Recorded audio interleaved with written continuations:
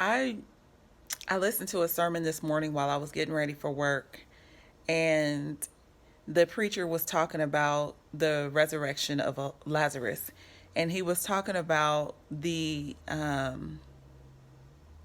consequences of Lazarus's resurrection and how the people sought to kill him after Jesus resurrected him from the dead.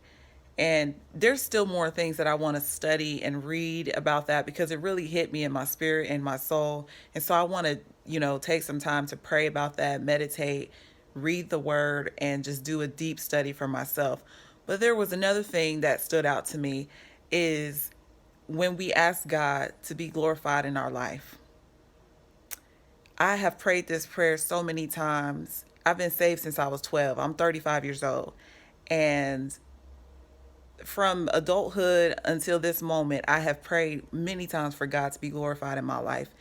And the thing about it is, when I heard this message this morning, that's exactly what Jesus said. He said that this happened. He allowed this to happen so that God would get the glory. The thing what happened though was a man died. A man died. The people mourned, and he was buried for 4 days. And I love how this preacher pointed out that, we hear that and we often think that he was dead for 4 days. But reality was he was buried for 4 days, and we don't necessarily know how long he was dead. And a practical point he made was when we die, they don't bury us right away. We don't have funerals right away. So Lazarus could have been dead for several days. He could have been dead for a week. He could have been dead longer than that. And so his whole body is deteriorating. All the things that happen when we die is what was happening or had already happened to Lazarus. And yet Jesus said that this was allowed so that God would be glorified. Now think about that.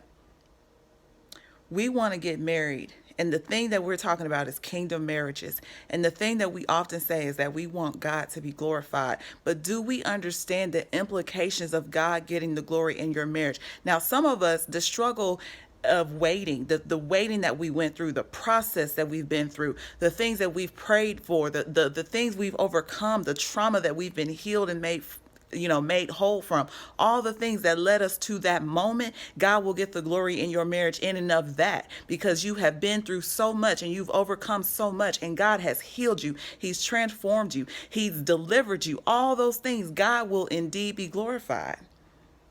Some of you are God will get the glory because you have surrendered your life to him and you just trust him, and people are going to see the goodness of God in your life, and they're going to be drawn to Christ because of the love that is exuded through you, that is demonstrated through you, and just because it is so evident that God is with you, that God has blessed you, that God favors you. And then some people in their marriages, God will be glorified. Because there's going to come a time in some people's marriages where they're going to go through all hell. And it's going to make you wonder if this is the man or if this is the woman that God has called me to. Is this my kingdom spouse?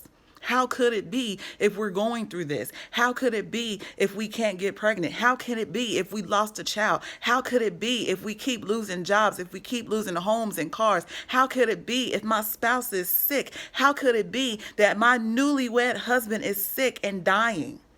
How can this be if this came from God? But here's the thing. You said you want God to get the glory. And sometimes things have to die. Sometimes things perish. Sometimes things are not easy, because that is how God gets the glory. Who can fix it? Who can raise from the dead except for Jesus? Who can make a man whole? Who can heal you and deliver you and set you free except Jesus? Who can cause miracles to take place in your life except Jesus? I know not one. Not one.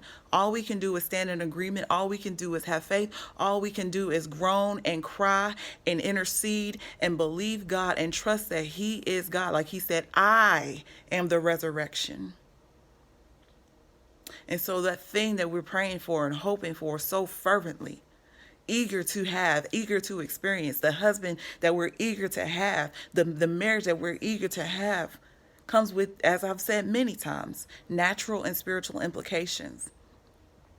I don't want anyone to be thinking that,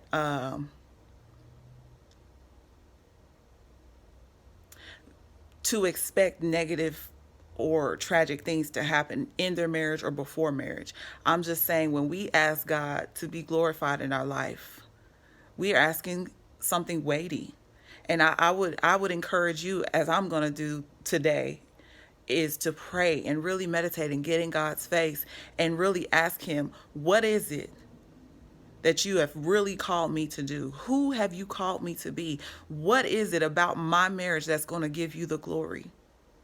Because God is glorified when you love your spouse. No matter what's going on, no matter what season or stage of life you are in, God is glorified when you demonstrate honor and integrity and respect.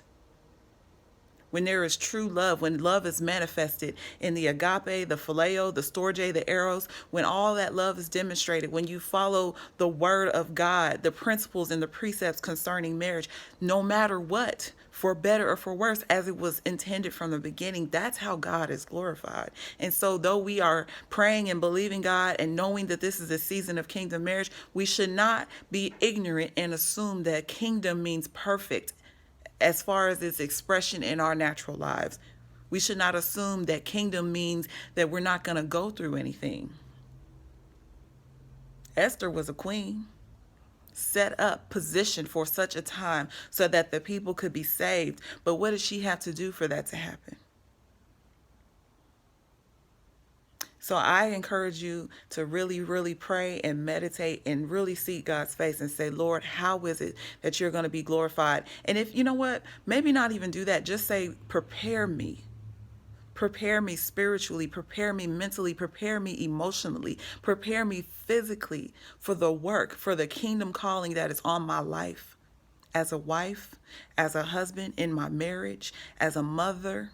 Prepare me. The prophets keep saying you need to prepare, you need to prepare. And some people are focused on practical things. I'm a very practical person. I think you need to be practical too. But I also think there's a spiritual preparation that is often neglected. And if this is indeed the time of kingdom marriages, then you need to be a kingdom person. And kingdom people seek God's face. They seek God's face. They want to know what's on his heart. They want to know what's on his mind. They are wholeheartedly devoted to him, and they delight themselves in the Lord. So I'm going to go study about the resurrection of Lazarus, because, man, that's still preaching to me. And I just really want us to think about, what does it mean for God to be glorified in our marriage? What are the spiritual implications of being a kingdom spouse in a kingdom marriage? What is the weight attached to that? And can we handle it?